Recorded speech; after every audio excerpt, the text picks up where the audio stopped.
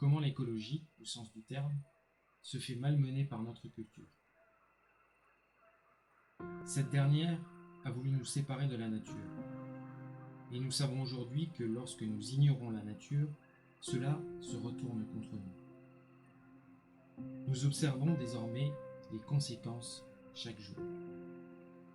Elle tend également à nous séparer des autres personnes, à réduire nos contacts et relations réelles, et ainsi nous finissons par avoir moins de confiance et une prépondérance aux maladies physiques et mentales. On observe cela particulièrement dans les grandes villes. Côté travail, pour beaucoup de personnes, il n'a plus de sens pour eux.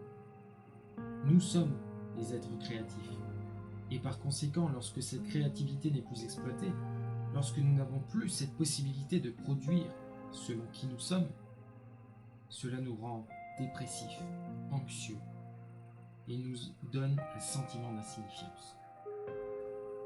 Et lorsqu'on a ce sentiment d'insignifiance, on a envie de le substituer par toutes sortes d'autres activités car on se sent complexé par notre apparence, ce que les gens pensent de nous ou ce qu'on peut posséder.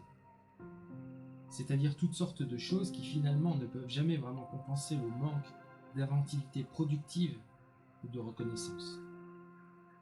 C'est là que notre système intervient en basant une grande partie de son économie sur cette perte de sens, en nous faisant acheter des grosses montres, des vêtements flashy, des grosses voitures, etc. Et finalement, à cause de tout cela, nous finissons par nous éloigner de nous-mêmes et de ne plus écouter notre instinct. Même s'il nous dit qu'une action est négative, voire néfaste, nous finissons par la réaliser pour des raisons mauvaises et futiles. Cela veut dire que dans cette culture, quelque chose de très puissant se produit pour nous aliéner de nous-mêmes et fermer nos instincts. Ceux qui nous disent ce qui est bon et ce qui est mauvais, ce qui est dangereux et ce qui est sûr, ce qui est vrai de ce qui est faux. Donc lorsque nous nous dissocions de notre instinct, nous n'avons plus le sens de la réalité. La conclusion de tout cela, c'est que pour nous sentir bien, nous devons regagner notre sens de connexion à nous-mêmes, comme nous devons regagner notre sens de connexion à la nature. Nous sommes programmés pour l'empathie, la compassion, l'entraide.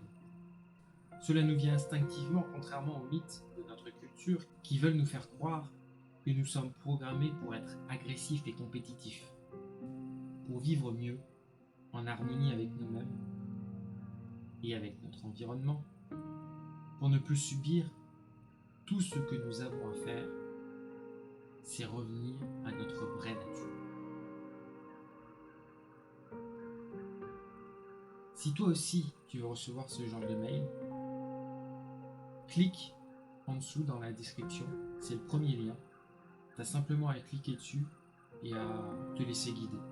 Tu t'inscris sur la page qui est dans le lien et ensuite, une fois inscrit, tu recevras 1 à 2 fois par semaine ce genre de courrier.